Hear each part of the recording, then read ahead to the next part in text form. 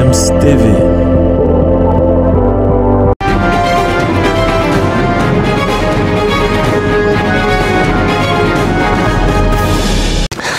Hello, good morning. Welcome to GFM's TV.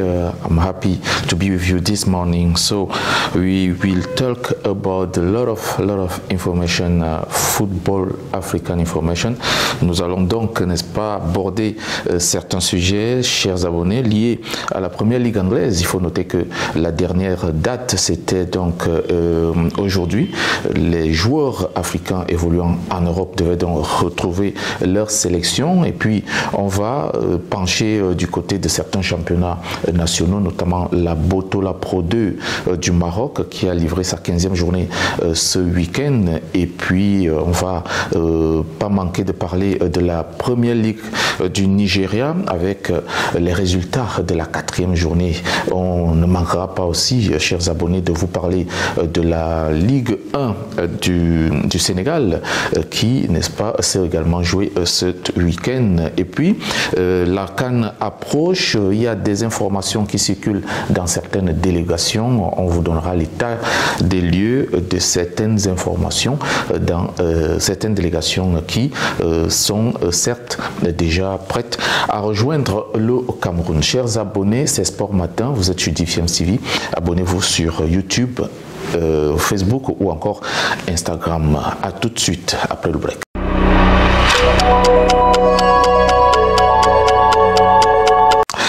Bienvenue sur GFM's TV, c'est avec du sourire que je vous accueille ce matin. On commence par la première ligue anglaise. 3 Africains ont brillé dans le top match comptant pour la 21e journée de la première ligue anglaise avant de rejoindre leur sélection respective. Sadio Mané, le capitaine des Lions de la Teranga, Mohamed Salah, le capitaine de l'Égypte. Tous 2 buteurs avec Liverpool ont été les maîtres d'œuvre du match nul, 2 buts partout acquis face à Chelsea du gardien de but international sénégalais Edouard Mendy. Edouard Mendy qui a donc été très décisif dans cette rencontre côté Chelsea. Cette rencontre au sommet donc et qui a préservé ce score de 2 buts partout parce que il a, vous le savez très bien, réalisé des arrêts assez décisifs. Il a donc permis à ces 2 formations de quitter, de se solder sur le score de 2 buts partout. Aussitôt donc le match terminé, Sadio Mané et son coéquipier en sélection, bien sûr Edouard Mendy, ont emprunté un jet privé pour rejoindre rapidement les Lions de la Teranga en stage préparatoire pour la Coupe d'Afrique des Nations Cameroun 2022. Il faut noter que de l'autre côté, le capitaine du Sili national de Guinée, Nabil Keita, qui joue également à Liverpool, était entré en cours de jeu dans cette rencontre face à Chelsea, mais a également rejoint la sélection nationale guinéenne du côté de Kigali au Rwanda à base, n'est-ce pas, d'un jet privé. On va rester dans l'euphorie de la Coupe d'Afrique des Nations Cameroun 2022 et parler maintenant de la sélection de la Côte d'Ivoire. Les éléphants de Côte d'Ivoire ne passent donc pas une préparation assez sereine à quelques jours de la Coupe d'Afrique des Nations 2022. Après la suspension par la FIFA de leur gardien de but titulaire Sylvain Gbowou pour dopage, le sélectionneur Patrice Baumel a annoncé 9 cas positif à la Covid-19 dans son effectif. Une nouvelle qui ne rassure pas du tout quand on sait que la Côte d'Ivoire joue gros dans cette compétition après son élimination, n'est-ce pas, pour la participation à la Coupe du Monde Qatar 2022. Sylvain Gbowou, lui, a été testé positif à la triméthazine trouvée dans un échantillon de ses urines. C'était en novembre dernier et c'est son club éthiopien Wolkite City qui a donc fait l'annonce il y a quelques jours venu de la FIFA. Conséquence donc, le match amical Côte d'Ivoire-Comores prévu pour la préparation de la Coupe d'Afrique des Nations a été annulé. On va aborder le sujet lié aux Aigles du Mali qui sont donc condamnés à ramener la Coupe d'Afrique des Nations à Bamako. C'est la recommandation faite par le président malien de la transition, Assimi Goïta, lors de la remise du drapeau au capitaine Amari Traoré. La sélection malienne sera donc au Cameroun en mission commando et n'aura pas droit à l'erreur. En vous remettant le drapeau du Mali, vous serez désormais en mission commandée. Vous avez la lourde tâche de défendre les couleurs du Mali. Vous êtes condamné à ramener ce trophée au Mali. Dans la vie, rien n'est impossible. Tout dépendra de votre état d'esprit. C'est très important. En tant que combattant, en tant que joueur, tout dépendra de votre état d'esprit. De ramener ce trophée, vous devez vous dire que cela est possible et vous allez le faire.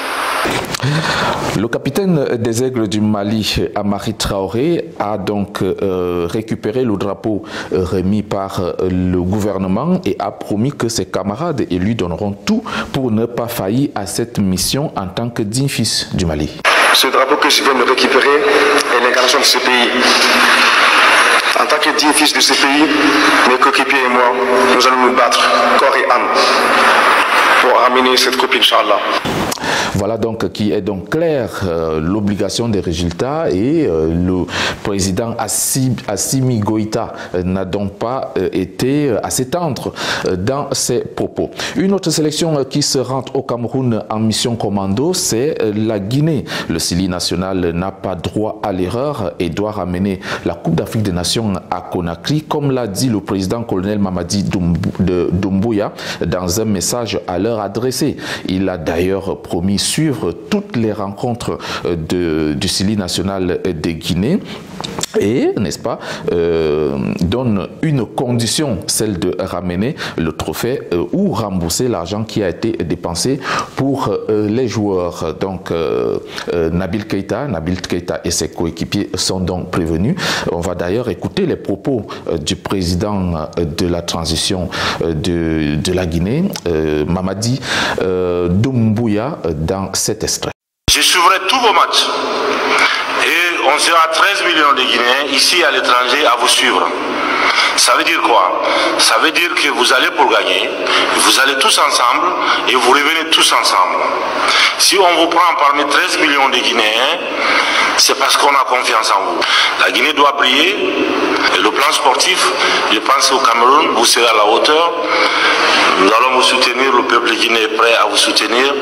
Vous n'allez pas pour perdre, vous allez pour gagner. Et pour gagner et rendre ce peuple heureux.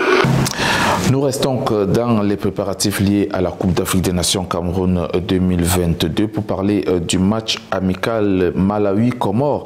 Le match amical qui a donc vu la victoire du Malawi 2-1 sur les Colentes de Comores. Les Flammes du Malawi ont donc été aidés par les buts de Gabadino Mango et de Kunda Mouyaba en première mi-temps et ont donné, n'est-ce pas, une victoire qui remet un peu de morale à quelques jours du début de la compétition. C'est Fayez Mathior donc qui a marqué le seul but des Colentas des Comores au stade Abdallah Al Faisal, c'est en Arabie Saoudite. L'entraîneur Meke Moissé peut être satisfait des performances de Gabadino Mwango qui évolue en République sud-africaine, buteur et passeur décisif dans cette rencontre. On va parler cette fois-ci du championnat marocain de Botola 2 qui était rendu donc à sa 15e journée ce week-end avec, n'est-ce pas, un changement au niveau du classement. On va d'ailleurs vous donner, après lecture des résultats, les conséquences liées au classement. Moghreb Tétouane a battu RAC de Casablanca 2-0 grâce aux réalisations de Imad Kanous et Hamza Anouni. Il y a également cette victoire de Raja Beni Mellal 3-2 sur US Touarga, Union Touarga Sport qui, n'est-ce pas, a chuté et qui va perdre notamment la première place du classement. Les buts du Raja Beni Mellal ont été inscrits par Ayoub Moudi contre son camp, Ashraf Rarib, Mouhad Goulous, et puis les deux buts de Union Touarga Sport ont été l'œuvre de Serge Diédou et de Edaou. Stade Marocain et AS Salé ont fait égal 1 but partout. Et puis, on va noter la défaite du TAS de Casablanca, 0 but contre 1 face à Olympique Chéra. Le but de Chéra a été inscrit par Omar Djadia.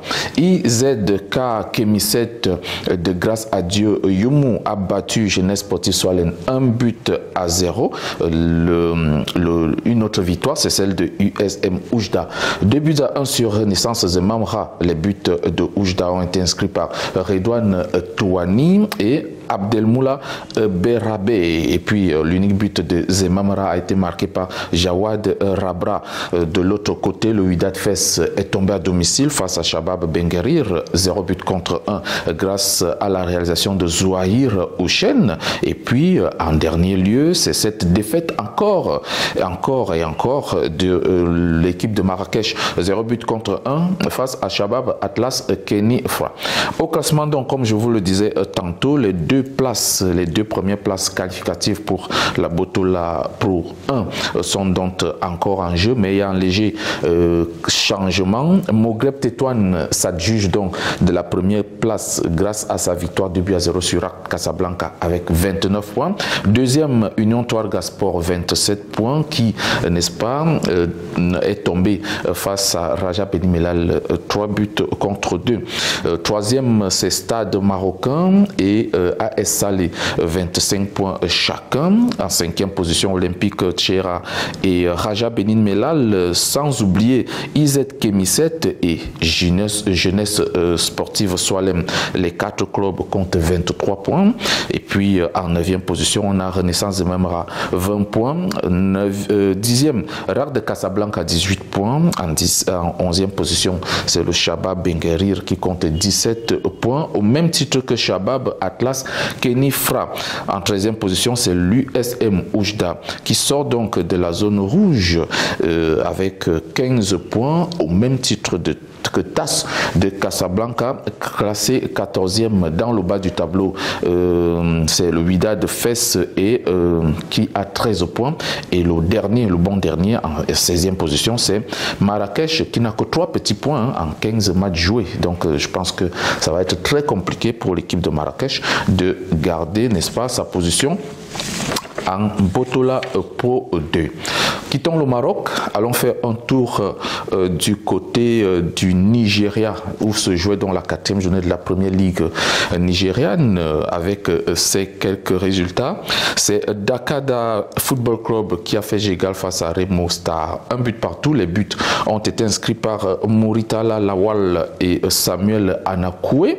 Enugu Rangers a largement dominé Nigers, 4 buts à 0. Kenechukwu Augustin Agou a fait un doublé pour Enugu Rangers. Shedrak Asegbou et Christian Nagy ont donc aussi marqué. Kano Pillard, lui, est venu à bout de Enimba 2 buts à 0 avec les réalisations de Rabiou Ali et Kokwete Odo. Et puis Nasarawa Football Club a battu Aqua United 2 buts à 0 avec les buts de Chokwu Michael Oudé et Silas Nwako. Plateau United, lui, a largement battu Heflan 3 buts à 0. Les 3 buts ont été inscrits par Rese Akila, Izouek Choukou Chimessie et puis Mohamed Zulki Filou. Une autre rencontre, c'est le match nul 0 but partout entre River United et Sunshine Start. Et puis Waikiki Tourist a largement dominé MFM Football Club 3 buts à 0. On a quand même les réalisations de Nelson Abiam, Issa Ousmane et Ibrahim Emmanuel Saleh. On sera également présent pour vous parler de la 5e journée de cette première ligue nigériane de football. Mais avant, allons au Sénégal pour évoquer le cas de la 7e journée de la Ligue 1 avec le match nul de AS Pikine face à Casa Sport, 1 but partout. AS Douane est venu à bout de Lenguéré, 1 but à 0. Diambas et Génération Foot ont fait égal 1 but partout. US Gorée est tombé face à Jaraf, 0 but contre 1. CNEPS est également tombé à domicile face à Guédiawa Guédiawaye Football Club 1 but contre 2. Et puis Dimbos et Mbour ont joué leur match ce lundi. Le résultat est attendu. Entre-temps, Tunget Football Club a été battu par Dakar Sporting Club 0 but contre 1. Allons faire un tour du côté du classement avec la première place de Jaraf et de Casasport 13 points chacun. Troisième Tunget 11 points au même titre que Guédiawaye Football Club classé 4e. En 5e position on retrouve Dakar Football Club et Lingere 10 points chacun. En 7e position US Gouré et Génération Foot ont 9 points chacun. En 9e position CNEPS et Mbour Football Club ont 8 points chacun.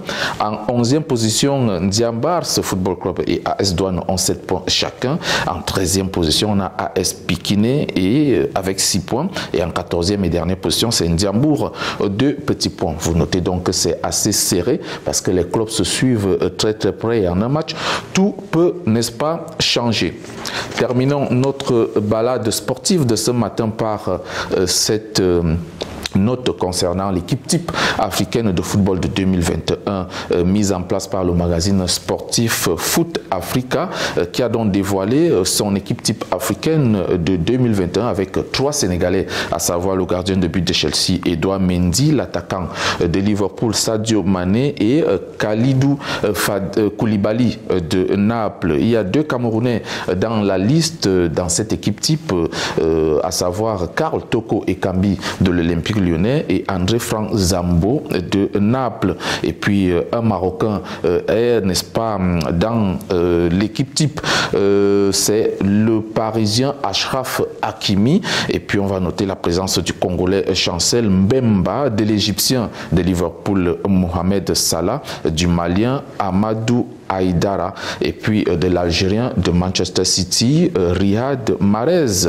On ne va pas oublier la présence de l'attaquant ivoirien qui joue du côté de l'Ajax, Sébastien Haller, qui est d'ailleurs le meilleur buteur actuel de la Ligue des Champions. Le sélectionneur du Mali, Mohamed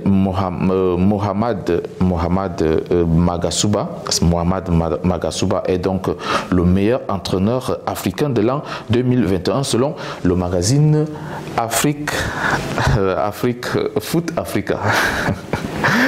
Alors, chers abonnés, c'est ainsi que prend fin notre édition de Sport Matin de ce mardi. On se retrouve vendredi prochain pour une autre édition, notamment les cœurs battent la chamade pour le début de la Coupe d'Afrique des Nations Cameroun 2021. Je vous embrasse très fort.